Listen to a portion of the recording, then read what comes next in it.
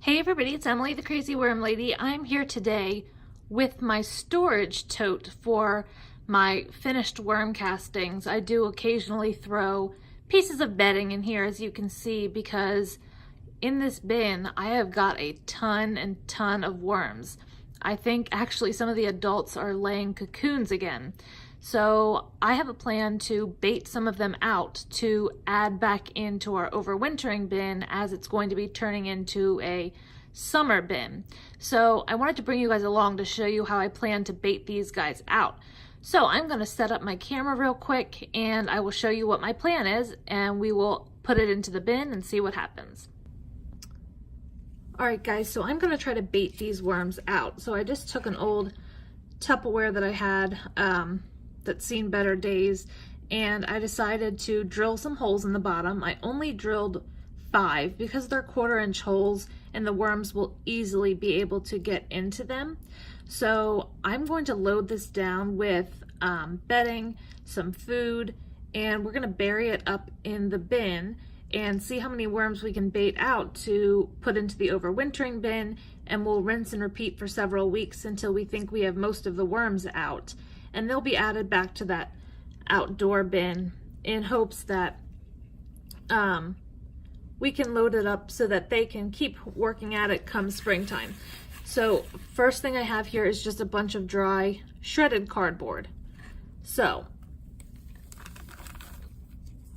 this is a really wet feeding, so I'm going to add a good deal of this dry stuff because it's going to compact down a lot once I add the food in. And since I know I have a ton of worms, I know that they can handle this. So that's about, I don't know, 3/4 of the way full. And I have some disgusting blended food here in my blender that I actually blended up the other day, and it's starting to mold. So I figured the mold is excellent, so it will definitely help me to get these guys going. Sorry, I did not mean to hit that. So I'm going to put a few good handfuls in here because it's nice and wet. The bedding will absorb the moisture and the worms will be able to get going in here. So really going to add a lot. There's a lot of worms in there, and this is not going to be too much food for them. So I don't know how much this is, but I'm going to load even a little bit more in here, I think. Really fill it up.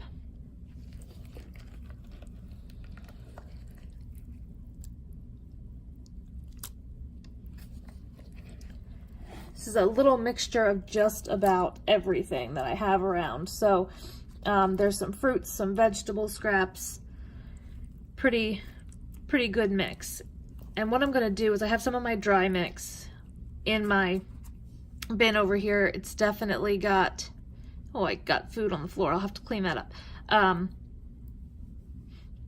got a lot of springtails, a few beetles, so I figured this will give grit for the worm's gizzard to help them break down the food. So I'll mix this in a little bit, and it also has some trace minerals, just a bunch of good stuff. I'll link what I use down below, but it's neem cake, kelp meal, diatomaceous earth, and some oyster shell. You could also use eggshell, whatever you have available. And so this is nice and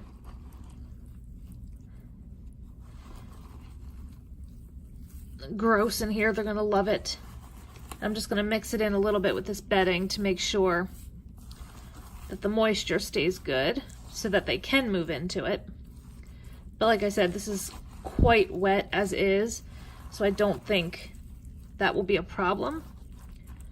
I'm gonna add one more big handful if I can get down in here.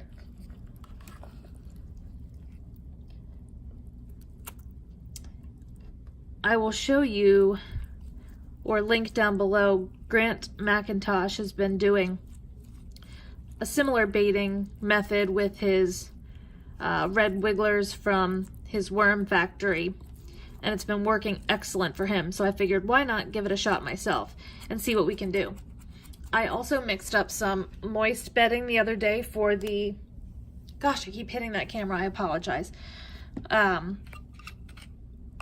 the side-by-side experiment with our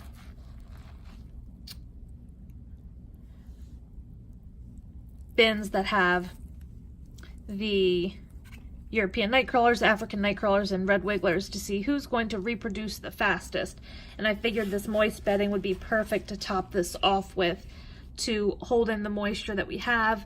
And also it's a living bedding, meaning that it already had some things that will start to quickly break down, and I think that will encourage the worms in, and like I said, hold all that moisture in so they can move up into this good stuff. So gonna top it all off with this. It's coconut coir, coffee grounds, there's some alfalfa meal in here. So that's gonna be all I'm gonna add in here. And now I'm gonna take this over and we're gonna put it into the bin that's full of my finished castings, kind of bury it up good and hope that we can get some worms in the next few days. So let me move over there and I will show you what I'm gonna do. All right, so I'm here in the bin. I poured a little bit of some tea remnants that I realized that I had, and I'm gonna sprinkle this liquid that's draining off around the area because that will also entice the worms in.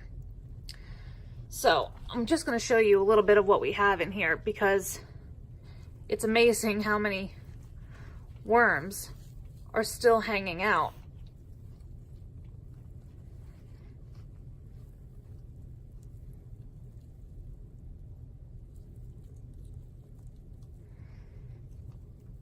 I don't know what this was. Looks like a piece of twine or something.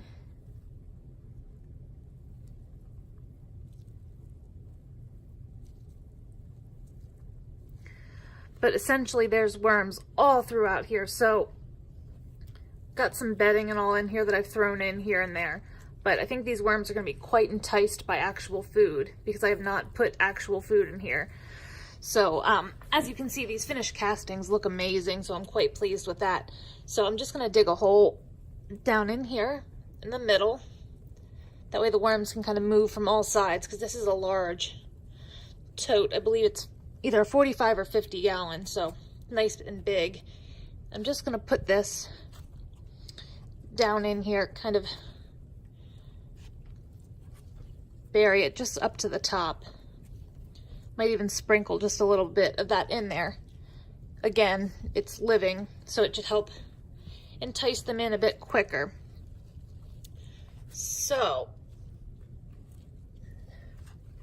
nothing super exciting right now, but the goal is that in a couple of days I'll be able to come back in here and start pulling some worms out of this lovely finished compost.